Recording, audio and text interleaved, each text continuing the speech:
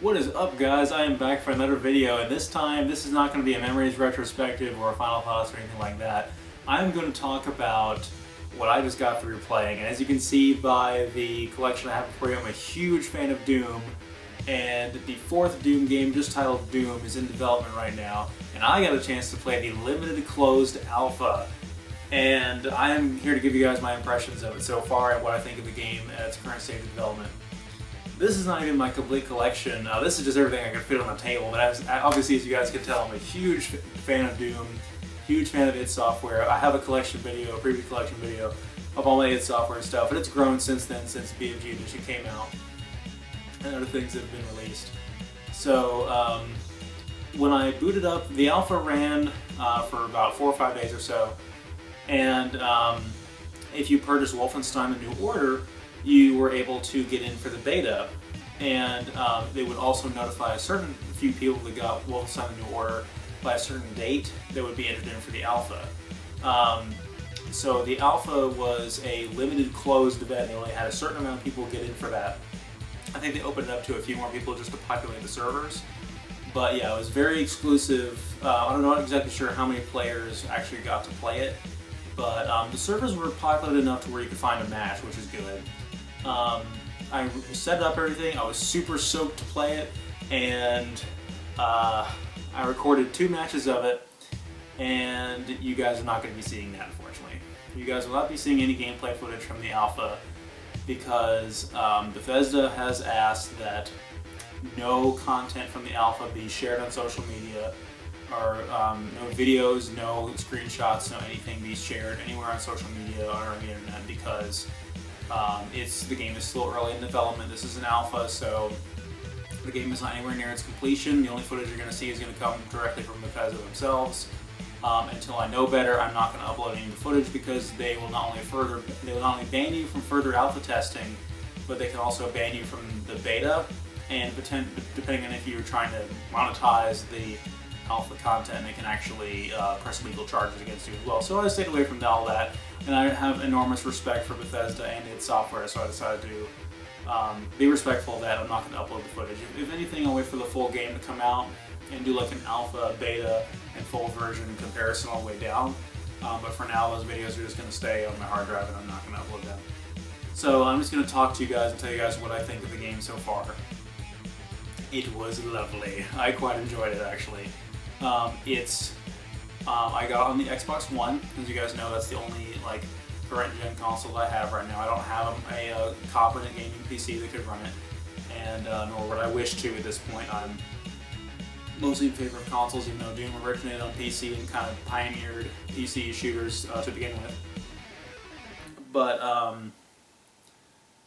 it was one map, one game type, one demon, and 6 weapons, and 2 secondary abilities. That's all you had. The graphics looked phenomenal. This is id Tech 6 now. This is an entirely new engine they built up from scratch for this game. It's not id Tech 5 anymore. id Tech 5 was Rage and Wolfenstein: The New Order. And I loved that engine. I thought it was gorgeous to look at. I thought it had a lot more steam left in it, and that they didn't have to abandon it as soon as they did, because it was a very, very powerful engine. It had a lot of technical difficulties from what I heard about people trying to play Rage on PC, though, early on. But, stuff that can be worked around. So for this one, though, they really pull out all the stops. This game has been in development for a long time, and it looks amazing. Now, I'm sure they're going to actually up the graphics a little bit for the final version, so they're not as impressive as they're going to be, but they're still pretty nice as they are right now. The game seems a lot less horror-based than Doom 3 was. It seems a lot more true to the original 2 Dooms, where it's more action-based. There's horror elements to it, but it's more like, it's more like rock and roll, metal. I'm gonna run in there and just kick demons in the face and just be an ultimate badass, which is what Doom has always been about. So it gets that right. It gets that so right.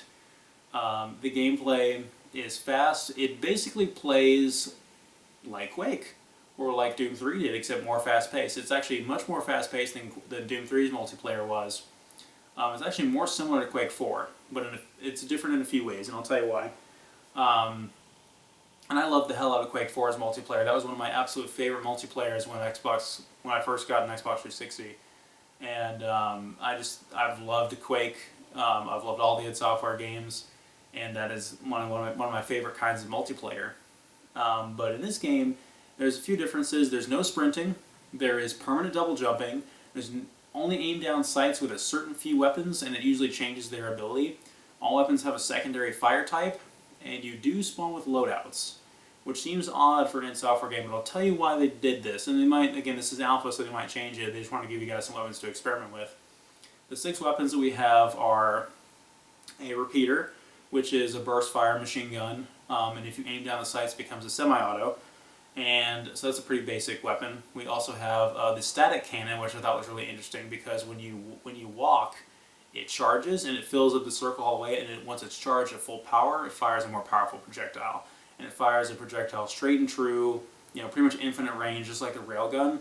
And I see it kind of being a pseudo railgun, except it's not very powerful. Even when it's fully charged, I don't think it can one-shot an enemy player. It's definitely one of those balancing things they decide where you can't just plop down the battlefield and fire this thing and it's immensely powerful. I'm curious to see how that'll work with single player though, but it's never an issue charging it because of how much you are freely moving around. And then the next loadout we have has a rocket launcher and the super shotgun, the best weapon in all of Doom. And everybody loves the super. Actually, no, I take that back. The super shotgun is not on that loadout. The super shotgun is on the next loadout. The other weapon we have with the rocket launcher is the plasma gun, which is equally as awesome. The plasma gun looks and sounds similar to it does in Doom 3, but much better. It fires really fast. The projectiles it always fires straight and true. It's good aim assist in this game, and the rocket launcher seemed powerful. But it wasn't one of those things where everybody just instantly spawned with it. People were definitely eager to try all 3 loadouts without just defaulting to the rocket launcher every single time, which is what I thought they would do. And then the third one, obviously, we have the double barrel shotgun, the super shotgun, which is amazing as it always is. You do have to, when you fire, you do have to break it open and feed the shells in there. It's not like the Quake 2 double barrel shotgun, which is pump action. It's like the Doom one, like the Doom 2 one. It's proper, break it open, throw the 2 shells in there, and fire again. And that was probably the weapon I saw by far the most kills with. The most kills out of every weapon in the alpha was the super shotgun. It killed so many players. It doesn't feel like a cheap weapon though. It feels like everybody kind of understands if you get too close to that guy, he's probably going to super shotgun you in the face, so be careful. And then finally with that was a Vortex rifle, which is the first real sniper rifle type weapon we've ever had in Doom. And it's basically, again, it's a railgun, pretty much. It's a laser projectile, fires straight and true. You don't have to use the scope on it, but if you use the scope, it'll charge up to its full power. If you just snapshot somebody or no-scope them, it will only deal 30 damage, but if you let it charge up, it'll deal a lot more. So that's definitely balancing to where you don't have skilled players like in Quake 4 that as soon as they pick up the railgun, it's all over and they just snipe you from anywhere on the map because they're so accurate. This kind of thing to me feels like an attempt to make it more accessible and more balanced, because in Doom 3 and in Quake 3 and 4, there was definitely an issue with if you didn't collect all the power weapons, you were going to be left out. And I never had really an issue with that in Quake 4 as much as I did in Doom 3. In Doom 3, if you didn't have the rocket launcher, you were pretty much SOL. The guy that controlled the room where the rocket launcher spawned didn't control that entire map. And I didn't play nearly as much of Doom 3 as I did of Quake 4, multiplayer-wise. But Quake 4 never really had as much of a problem, but it's because of how quickly weapons spawn and how none of the weapons seemed overly powerful. But for this game, I definitely feel like even though the weapons are balanced, they definitely wanted to make it to where any player could spawn with whatever weapon they're choosing at any time, so it wasn't a matter of having to contest for that area in the map. I'll talk about the map here next, but I want to talk about the player abilities as well. There's only 2. These loadouts have either a frag grenade or a personal teleporter. The frag grenade is a frag grenade. It's pretty nice. That's a new well, I would say that's a new feature to Doom, but Doom has never had offhand grenade throwing. Doom 3 had a grenade which you could, is a primary use. You toggle to it as part of your main inventory and you toss the suckers out and they were okay.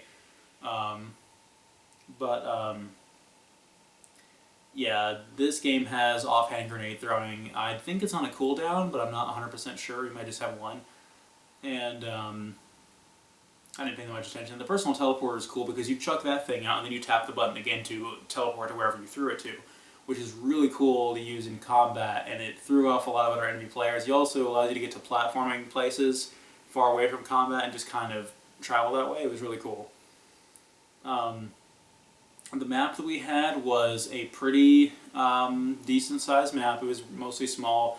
All the hills, elevation, platforming sections, all the Doom and Quake maps are known for.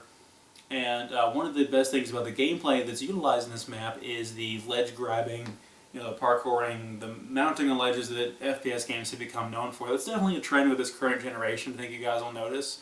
It all started with Crysis 2 and Dishonored, I feel like, and then, Titanfall did it, Halo 5 did it definitely, Black Ops 3 did it. Every game has to have the first person, pull up yourself on a ledge thing, and it works really well in this Doom game. There is no sprinting. There is dedicated double jump at all times. You can always double jump, and it's wonderful. And there is dedicated ledge grab, and it feels so fluent and so good.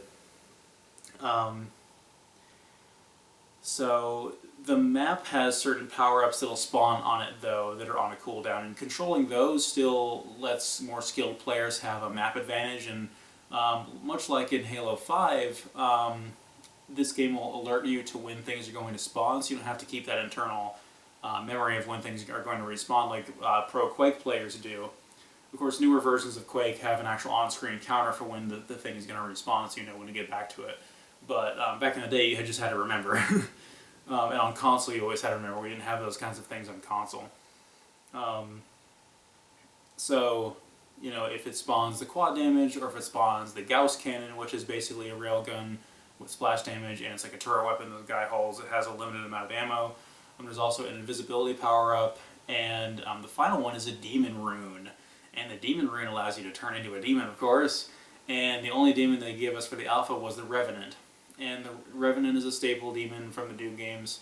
It has a jetpack and rockets on its shoulders, as we know. So basically just two buttons, and it's basically the triggers and the analog sticks.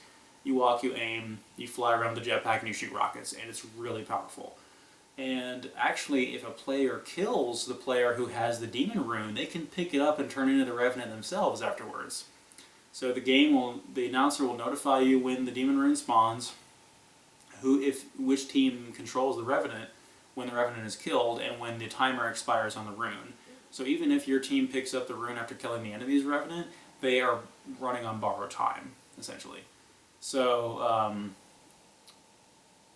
everything overall I felt was pretty balanced. I do kind of want to talk about that announcer a little bit because he was very kind of monotone and very eerie and atmospheric, and I felt like it fit Doom really well. And the aesthetic definitely did. The game looks, the art design is fantastic. It's very true to the previous games. The Marines look like you expect them to look.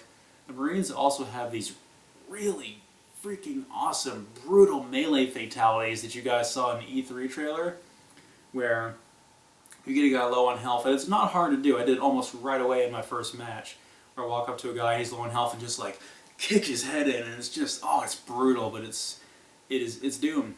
It's definitely Doom. It's the authentic, genuine article, that's for sure.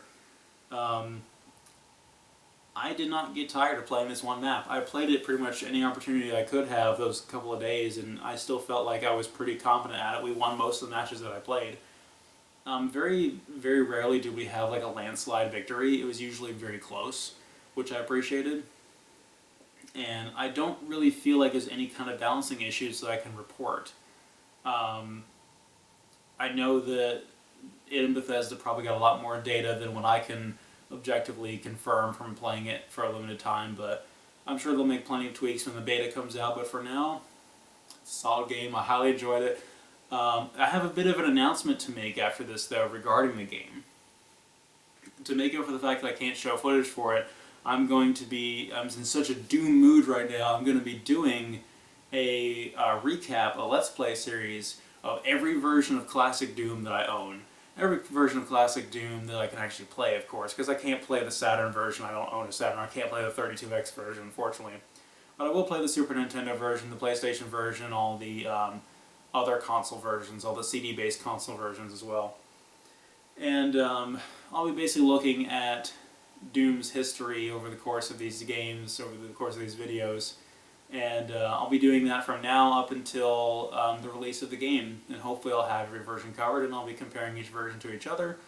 And this is all the console versions, though. We're not going to be doing PC, because PC is, let's face it, overdone. Everybody's played Doom. Everybody knows Doom inside out and backwards. This is going to be giving these older console versions that are, let's be fair, inferior to the PC version some more exposure.